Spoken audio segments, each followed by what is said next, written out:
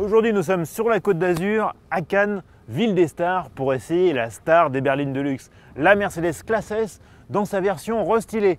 Alors évidemment, au programme, toujours plus de luxe, toujours plus de technologie et aussi plus de puissance. Mais d'abord, on va faire une petite virée sur la croisette. Venez!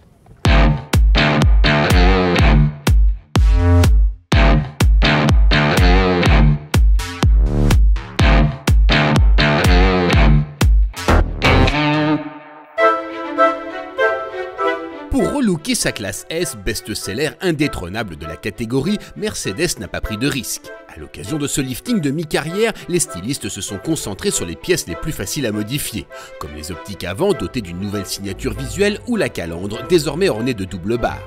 Le bouclier a aussi été revu.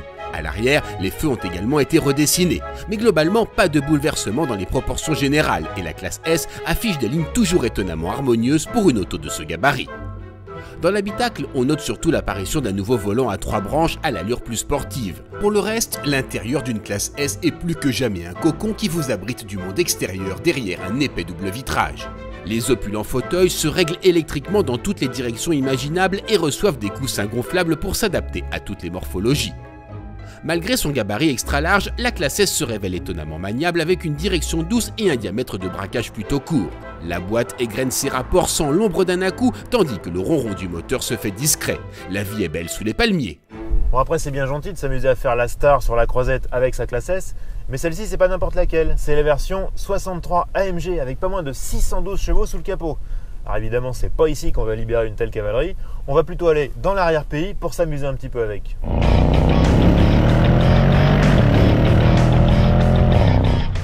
Et pour faire subir à cette S63 AMG le test d'agilité ultime, direction la route du col de Vence. Épingle à cheveux, bitume étroit et virage en pagaille, comment notre super classe S va-t-elle s'en sortir?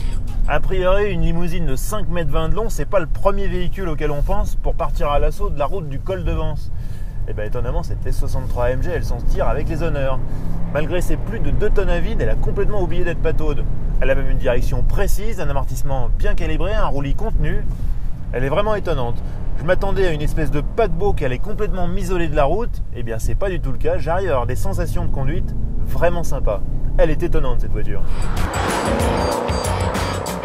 Et bien évidemment, le punch du V8 de 612 chevaux catapulte la bête à la moindre portion de ligne droite. Le relief n'existe plus. La boîte de vitesse se montre en outre très rapide.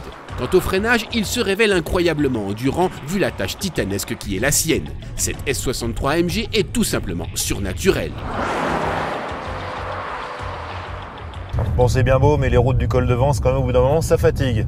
Alors, comme ça reste une classe S, autant rendre les clés au chauffeur et puis s'installer à l'arrière. D'autant qu'on n'est pas trop mal, on a un peu de place. Regardez.